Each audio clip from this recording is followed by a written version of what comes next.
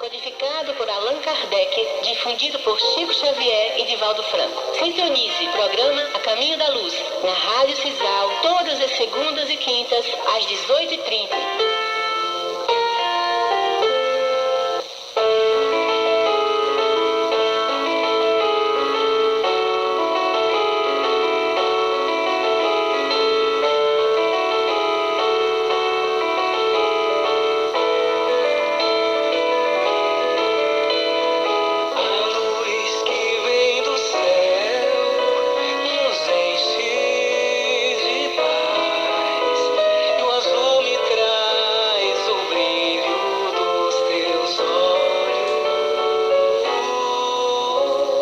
Boa noite aos ouvintes, os amigos, ouvintes do programa Caminho da Luz, aos amigos do Centro Espírita Luz, Amor e Verdade, aqui da sede de Constituição do Coité, aos amigos da Casa de Oração Bezerra de Menezes, no distrito de Salgadalha, aos amigos da Casa do Caminho, Jesus de Nazaré, no distrito de Juazeirinho.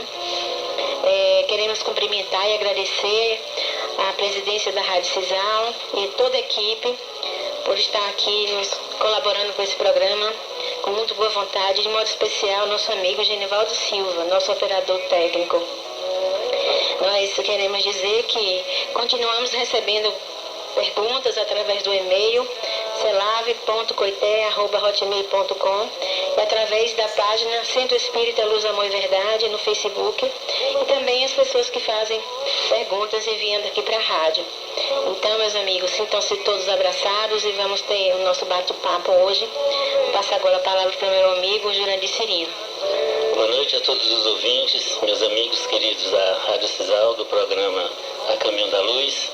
Quero mandar um abraço especial para o meu amigo André do Táxi, conhecido como André de Antônio Preto, fiel ouvinte do nosso programa. Para você, André, um grande abraço.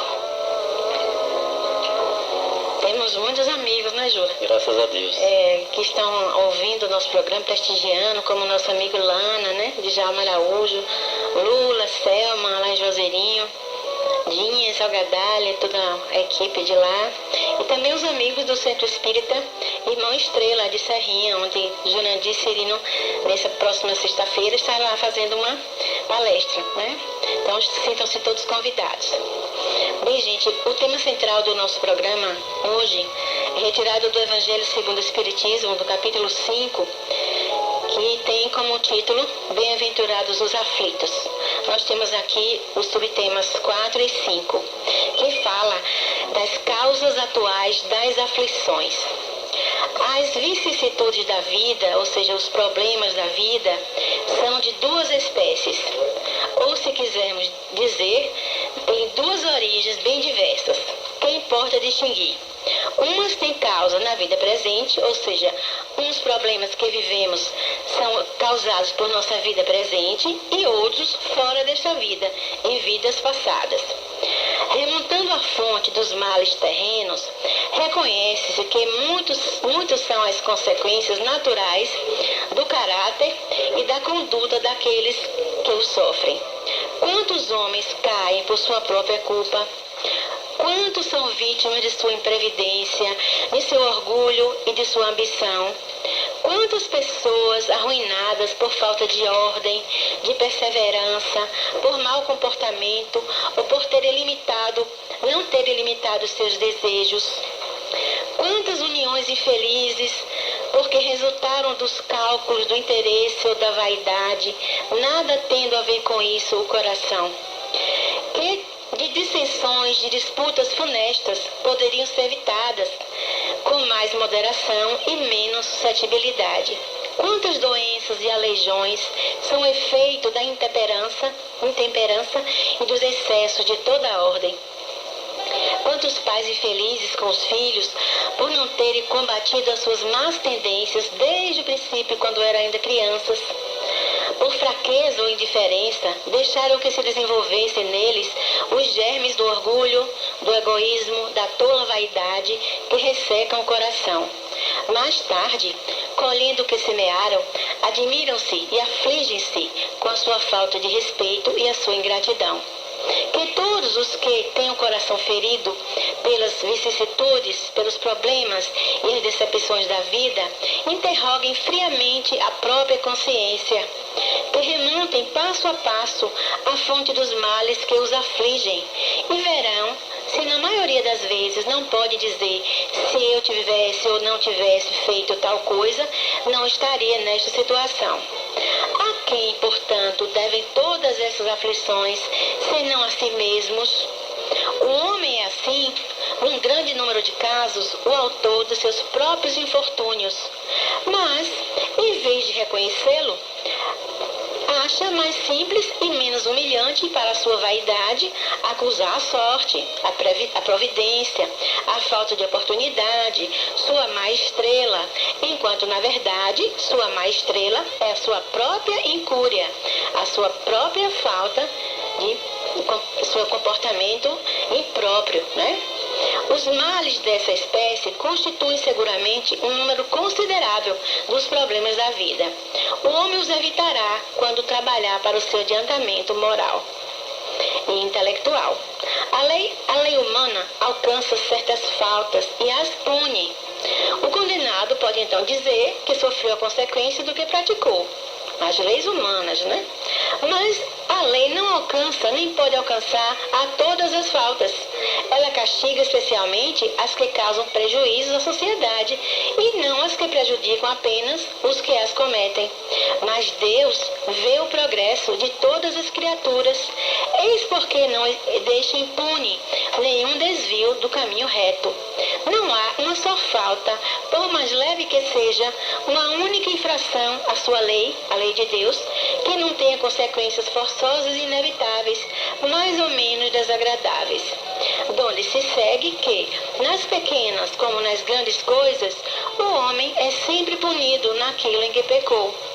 Os sofrimentos consequentes são então uma advertência de que ele andou mal. Dão-lhe as experiências e o fazem sentir a diferença entre o bem e o mal, bem como a necessidade de se melhorar, para evitar no futuro o que já foi para ele uma causa de mágoas. Sem isso, ele não teria motivo nenhum para se emendar e, confiante na impunidade, retardaria o seu adiantamento e, portanto, a sua felicidade futura. Então, minha gente, temos que parar para pensar, né? Se o nosso sofrimento não é causa da nossa invigilância e intemperança nessa vida, ou então resgate de vidas passadas. Mas a experiência chega, algumas vezes, um pouco tarde, e quando a vida já foi desperdiçada e perturbada, gastas as forças e o mal é irremediável, então o homem se surpreende a dizer: se no começo da vida eu soubesse o que sei hoje, quantas faltas teria evitado? Se tivesse de recomeçar, eu me portaria de maneira inteiramente outra, mas já não há mais tempo. Como um trabalhador preguiçoso que diz: perdi o meu dia, ele também diz: perdi a minha vida. Mas, assim como para o trabalhador o sol nasce no dia seguinte e começa uma nova jornada em que pode recuperar o tempo perdido, para ele também brilhará o sol de uma nova vida após a noite do túmulo, e na qual poderá aproveitar a experiência do passado e pôr em execução suas boas resoluções para o futuro. Então, meus irmãos, está aí alerta, né, meu amigo Jurandir Cirino? Com certeza, isso daí é o Cristo nos ensinou, né? Na vida tereis aflições, mas tende bom ânimo, porque eu venci a vida. Então, essa passagem do Evangelho ela é muito bonita, porque na grande maioria das vezes as pessoas se dão conta do que poderia ter feito quando estão velhas, cansadas já da vida, ou então quando estão doentes. E aí percebe-se grandes erros que se cometeu e que se não cometeria novamente se tivesse iniciado a vida sabendo disso. Só que Deus, em sua infinita misericórdia, quando passamos para o outro lado da vida, que vem o arrependimento, que vem a certeza do que falhamos e que poderíamos melhorar, Deus nos dá um ensinamento e nos dá uma nova chance com a vida nova, o espírito já cansado no corpo, jovem e cheio de saúde, para a gente começar tudo de novo. Então, grande parte das dores que a gente passa hoje são bênçãos, né, para aliviar as dores passadas do espírito cansado com o corpo novo que Deus está nos dando. Então, daqui para frente, não vejam como dor, mas vejam como bênção de resgate. E a qualquer momento a gente pode mudar a nossa vibração e o ritmo da nossa vida. Você pode decidir a qualquer momento, de hoje em diante, eu vou ser assim, vou mudar, vou ser melhor.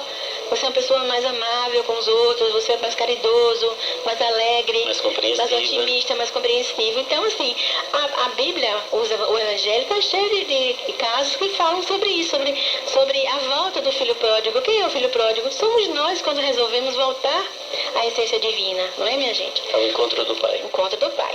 Bom, então temos aqui uma pergunta, Jurandir, de Bruno. Ele pergunta assim: somente pelo Espiritismo se pode ter contato com os espíritos? Não, Bruno, porque na época de Jesus não tinha espiritismo ainda e o anjo anunciou a Maria, né? Na época de Moisés também não tinha e foi dado para ele os 10 mandamentos. Então você percebe que o que você está me perguntando fala-se sobre mediunidade, que é a capacidade do espírito que somos nós que estamos aqui encarnados. É preciso que as pessoas entendam que espíritos são pessoas normais como nós. Umas estão morando aqui na Terra, outras estão no plano espiritual, mas são pessoas. Então, quando uma pessoa que está lá no plano espiritual, que são os espíritos desencarnados, conversam com nós que estamos aqui, acontece essa comunicação entre espírito encarnado e desencarnado. E não tem necessariamente que ser espírita, existe mediunidade em todos os povos e diversas religiões. Até quem não tem religião. Até ateu, quem não tem religião. É verdade.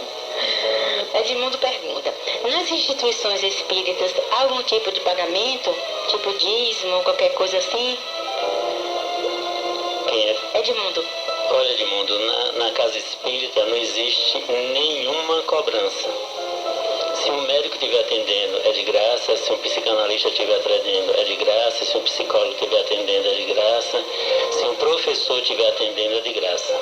Se a gente sai de uma cidade para outra para fazer palestra, a gente paga a nossa comida, a gente paga a nossa gasolina.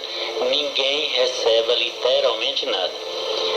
Se você estiver numa casa espírita, alguém tiver para te prestar algum trabalho espírita e te cobrar alguma coisa, não é uma casa espírita kardecista e pode correr de lá porque é picaretagem. A gente não cobra nada, tudo lá é doado. Nós preparamos cesta básica através de doação, nós estamos preparando o Natal das Crianças Pobres com mais de quase 300 crianças carentes espíritas. Tudo doação, pedido dos corações bondosos que podem nos ajudar. Então, na casa espírita não tem cobrança de nada, literalmente nada. Ana Clara pergunta: o espiritismo tem rituais ou sacerdotes? Não, no espiritismo não tem hierarquia nenhuma. O que acontece na casa espírita tem um presidente, né? Um vice-presidente, porque se o presidente adoecer, a casa precisa abrir, e uma tesouraria, que isso é da lei civil. Você não pode ter uma instituição religiosa aberta sem atender às leis do país.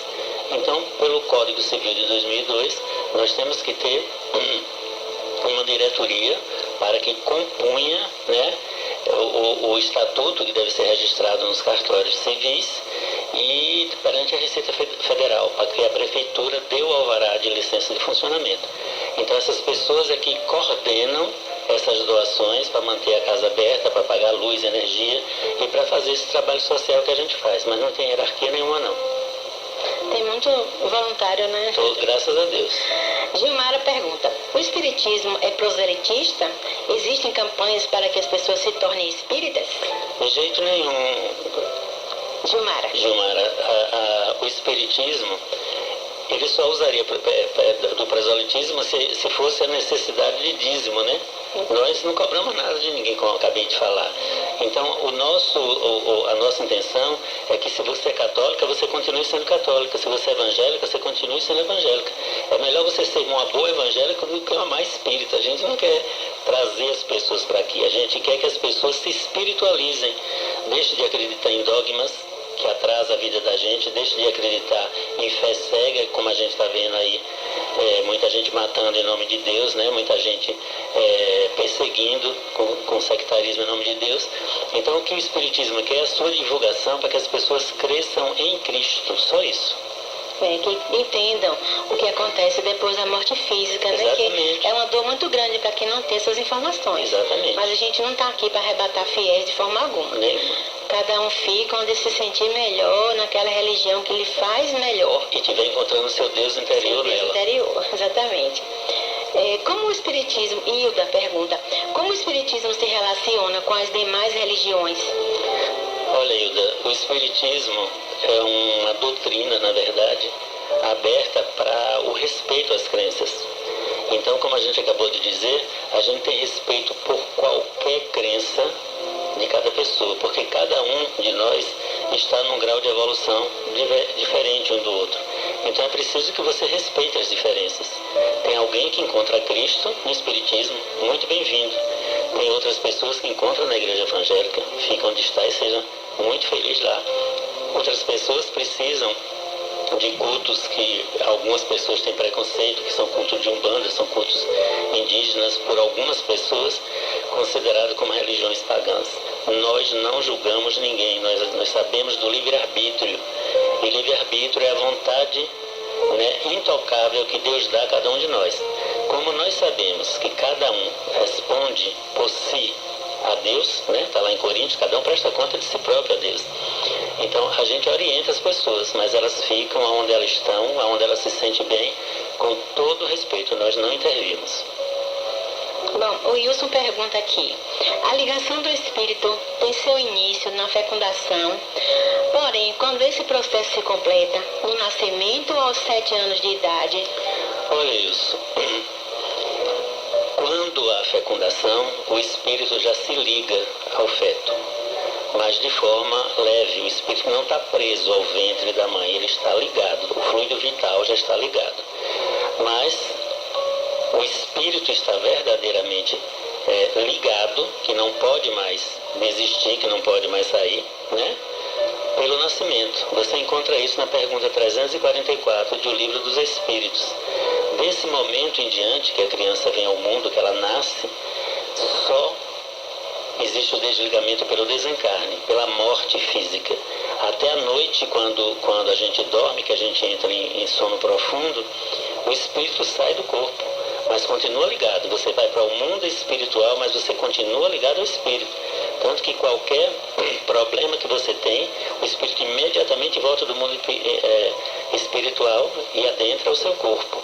Então é uma ligação completa, não aos 7 anos, mas no momento do nascimento de qualquer pessoa.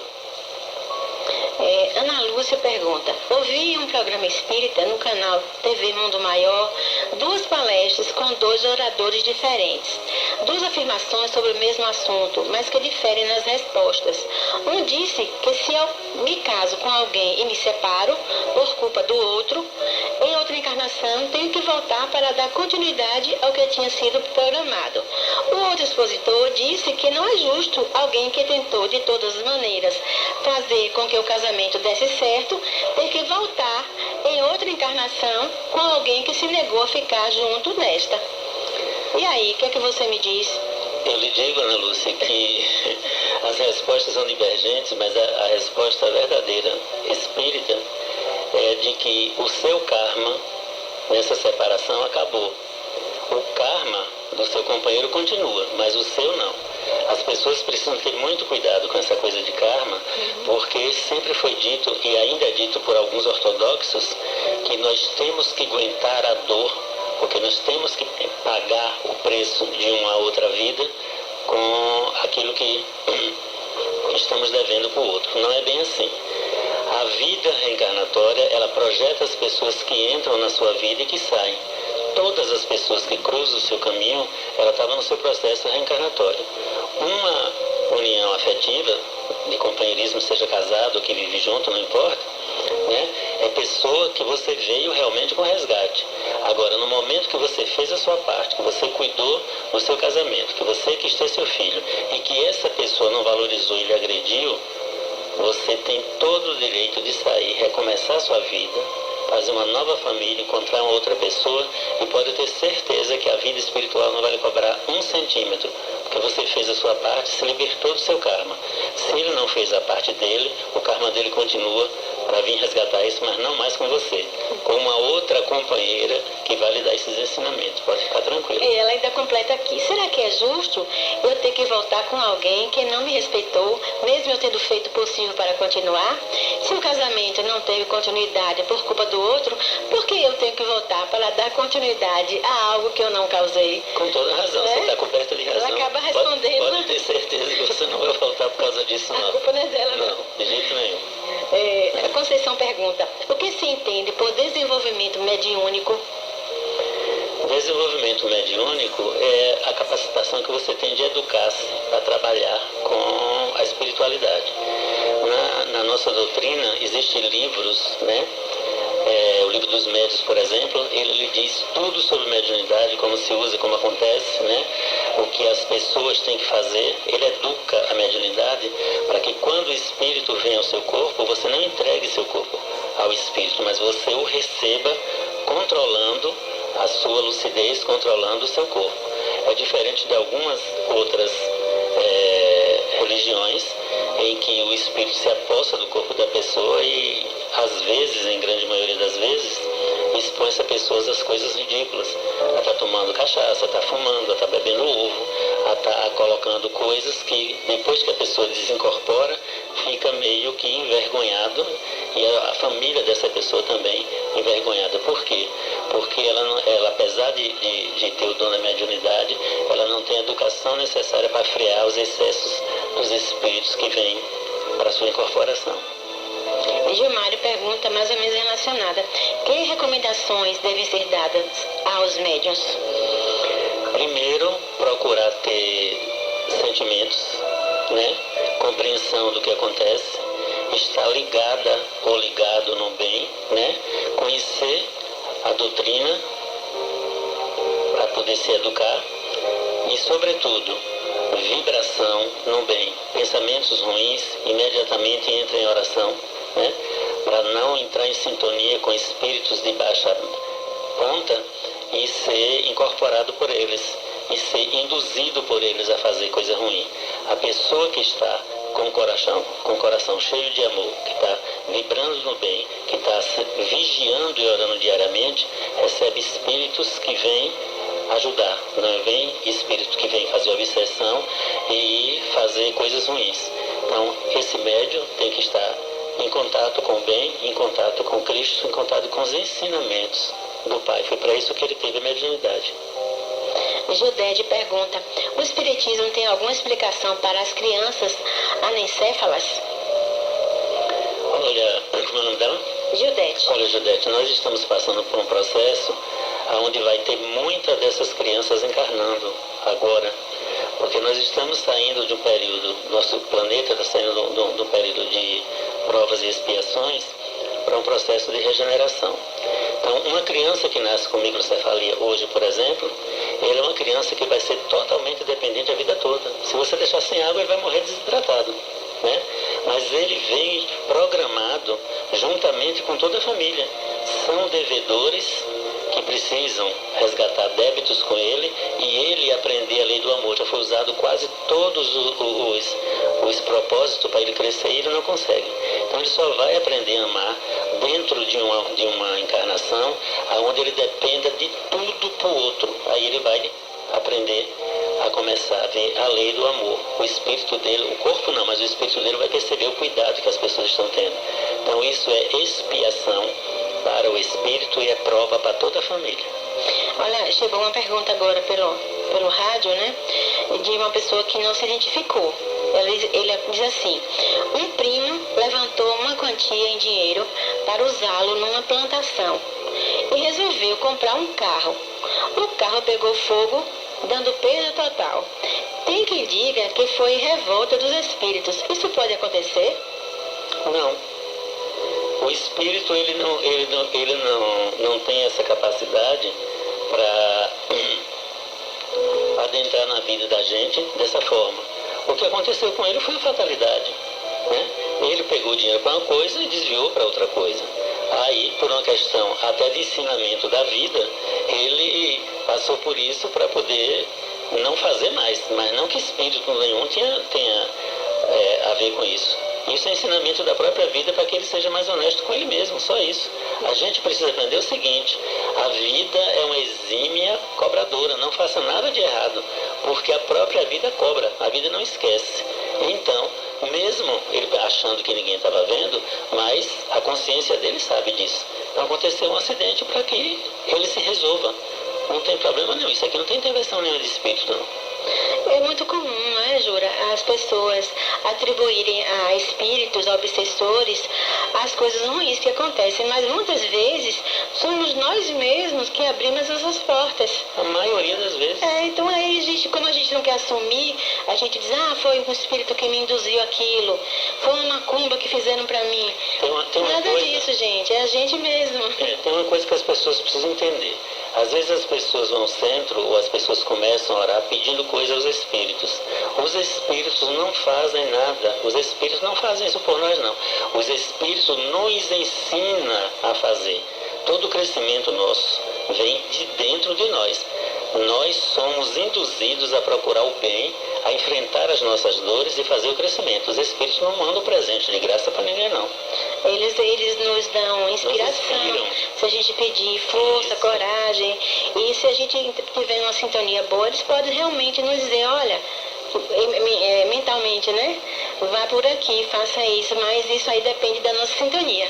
Da nossa sintonia e do nosso botar a mão na massa. Mas, por exemplo, espírito nenhum vai chegar e dizer os números da Mega Sena para ninguém. De jeito não esperem isso, porque isso não acontece. Olha só, gente, nós queremos falar para vocês que nós recebemos uma média de 200 cartinhas de crianças pedindo presentes. Nós não estamos recebendo mais cartinhas porque já chegamos no limite do nosso trabalho de doações. Mas nós estamos pedindo, quem quiser colaborar para entregar um presente para uma criança carente no Centro Espírita Luz, Amor e Verdade, todos os dias, às 18 horas, está aberto. Vocês podem levar lá presentes para meninos, para meninas. São crianças das regiões mais carentes aqui do nosso município, né? Então, nós estamos com essas cartinhas. Como dissemos, não vamos mais receber cartinhas porque chegamos no limite do nosso trabalho. Mas estamos pedindo a quem quiser fazer uma criança feliz nesse Natal, que possa fazer uma doação, um boneco, uma bola, um carrinho, uma caixa de bombons, né? Qualquer coisa que não vale fazer falta, e até o que vai fazer falta, porque Jesus sempre diz, né, que é o óbolo da viúva, né? Quando a gente faz um sacrifício por alguém, tem um valor até maior, né? Então tá aí o nosso pedido para vocês que quiserem colaborar, e aí Jesus vai ficar feliz porque o aniversariante é ele, mas ele quer que a gente faça caridade, né? Então nós estamos aqui encerrando o nosso programa de hoje, agradecendo a audiência de todos e desejando muita paz, saúde, alegrias e sintonia com o bem. Fiquem em paz. Quero agradecer a todos pela audiência, né? Desejo uma semana de paz para todos vocês. E segunda-feira nós estamos de volta aqui, se Deus nos permitir.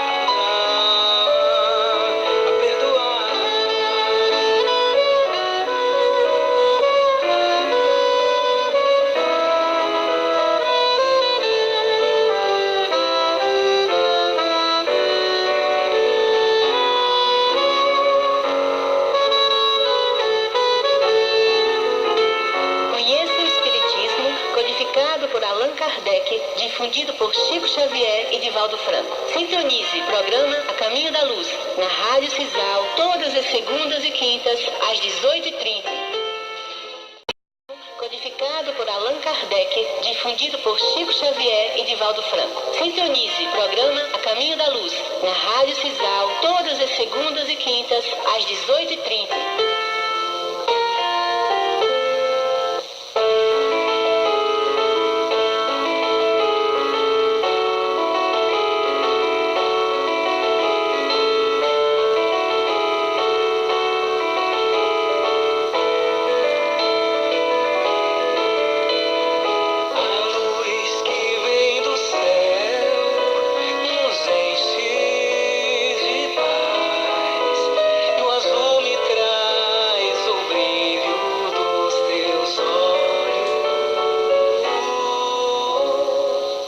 noite aos ouvintes, os amigos, ouvintes do programa Caminho da Luz, aos amigos do Centro Espírita Luz, Amor e Verdade, aqui da sede de Construção do Coité, aos amigos da Casa de Oração Bezerra de Menezes, no distrito de Salgadalha, aos amigos da Casa do Caminho, Jesus de Nazaré, no distrito de Juazeirinho. Queremos cumprimentar e agradecer a presidência da Rádio Cisal e toda a equipe por estar aqui nos colaborando com esse programa com muito boa vontade, de modo especial nosso amigo Genivaldo Silva, nosso operador técnico. Nós queremos dizer que continuamos recebendo perguntas através do e-mail celave.coité@hotmail.com e através da página Centro Espírita Luz, Amor e Verdade no Facebook, e também as pessoas que fazem perguntas enviando aqui para a rádio. Então, meus amigos, sintam-se todos abraçados e vamos ter o nosso bate-papo hoje. Vou passar agora a palavra para o meu amigo Jurandir Cirino. Boa noite a todos os ouvintes, meus amigos queridos da Rádio Cisal, do programa A Caminho da Luz. Quero mandar um abraço especial para o meu amigo André do Táxi, conhecido como André de Antônio Preto, fiel ouvinte do nosso programa. Para você, André, um grande abraço. Temos muitos amigos, né, Júlia? Graças a Deus. Que estão ouvindo o nosso programa, prestigiando, como o nosso amigo Lana, né, de Djalma Araújo, Lula, Selma, lá em Juazeirinho, Dinha, Salgadalha, toda a equipe de lá. E também os amigos do Centro Espírita Irmão Estrela, de Serrinha, onde Jurandir Cirino, nessa próxima sexta-feira, está lá fazendo uma palestra, né? Então, sintam-se todos convidados. Bem, gente, o tema central do nosso programa hoje é retirado do Evangelho segundo o Espiritismo, do capítulo 5, que tem como título Bem-aventurados os aflitos.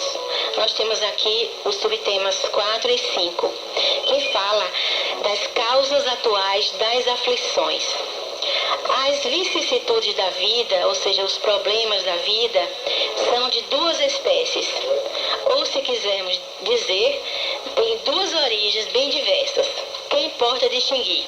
Umas têm causa na vida presente, ou seja, uns problemas que vivemos são causados por nossa vida presente e outros fora desta vida, em vidas passadas. Remontando a fonte dos males terrenos, reconhece-se que muitos são as consequências naturais do caráter e da conduta daqueles que o sofrem. Quantos homens caem por sua própria culpa? Quantos são vítimas de sua imprevidência, de seu orgulho e de sua ambição? Quantas pessoas arruinadas por falta de